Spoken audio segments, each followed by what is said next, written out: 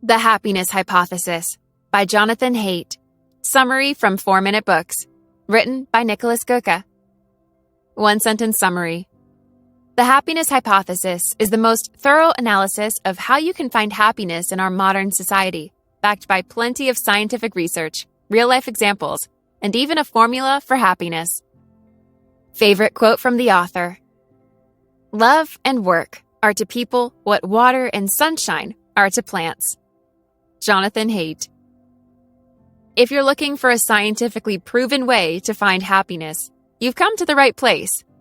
These blinks show that Jonathan Haidt, social psychologist and professor at NYU, has pulled out all the stops. In the beginning of The Happiness Hypothesis, he establishes a metaphor, which then serves throughout the rest of the book to explain happiness in different contexts. He says our brain is divided into two main parts. Your limbic system is in charge of your basic instincts, the needs for sleep, food, and sex.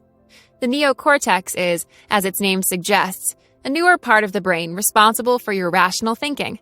It's what keeps your limbic system in check and makes sure you don't run around naked on the street, overeat, or sleep in when you're supposed to go to work. While the neocortex follows suit to your thoughts, your limbic brain doesn't. It's fully in charge of your heart rate, moving while you sleep, or the knee-jerk reflex. Haidt therefore describes the limbic brain as a wild elephant, with your neocortex being the rider, trying to control the elephant. Unhappiness comes from the rider and the elephant disagreeing, and Haidt uses this metaphor to show you what you can do to close the gap between the two. 50% to 80% of your baseline level of happiness is determined in your genes, but by changing your thoughts, you can still train the elephant. For example, your limbic brain is trained to recognize danger everywhere in order to survive. But by becoming an optimist, you can lessen this behavior, which isn't quite so useful today. A large chunk of our happiness comes from our social relationships, and the first step towards improving them is understanding them. Reciprocity is the principle on which we interact, which is why you feel guilty if you don't return a favor, and Sheldon feels compelled to give a gift back. We feel so strongly about it that we'd prefer to get nothing rather than receiving an unfair share. You can use this principle the next time you fight with your spouse or roommate. Just admit some of the things you did wrong. Your friend will start to reciprocate and also admit what they did wrong, helping both of you to resolve the conflict. Doing this also helps lessening your self-serving bias, since your elephant thinks it's always right, and your rider usually defends it. Next to your relationships, your work is one of the few factors that matters a lot to your happiness.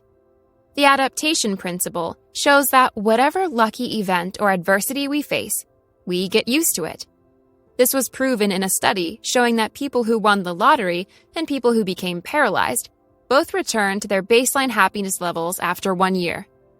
However, what you spend your time working on is one of those external circumstances that has a big impact, thanks to the progress principle. It says that we draw much more happiness from working towards a goal rather than reaching it. So, try to find meaningful work you're good at. As Confucius says, choose a job you love, and you will never have to work a day in your life. Your most important relationship in your life will likely be the one with your partner or spouse. But on your quest for love, don't just rely on passion. No matter how much in love you are at the beginning of the relationship, it naturally fades. And that's okay.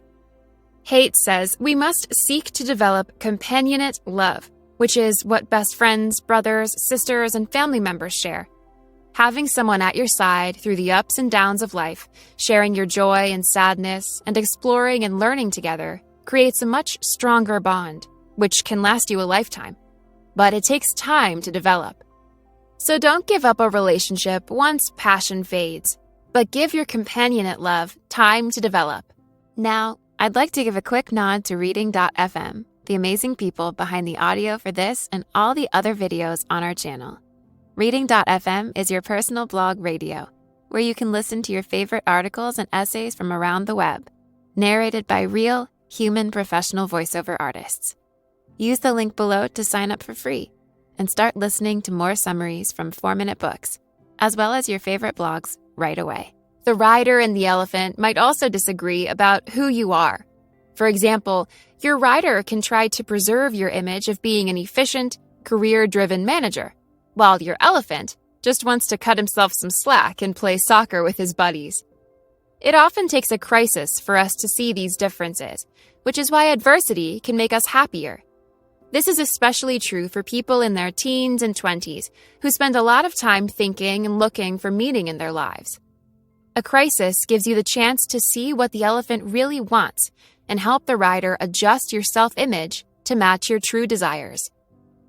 Lastly, we need to feel connected to something greater than ourselves, which is why religion has a place in our lives.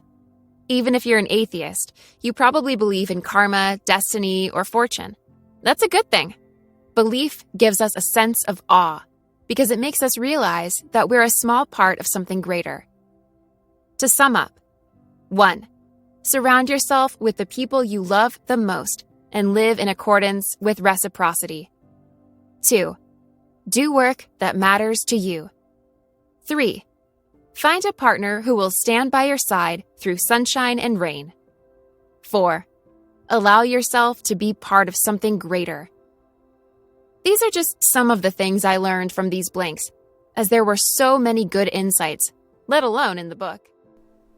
Hey, this is Nick, the founder of 4-Minute Books, and if you feel a tiny bit more optimistic after watching this video, then you should click through to this next one and learn even more strategies to become a happier, more positive person. Let's go.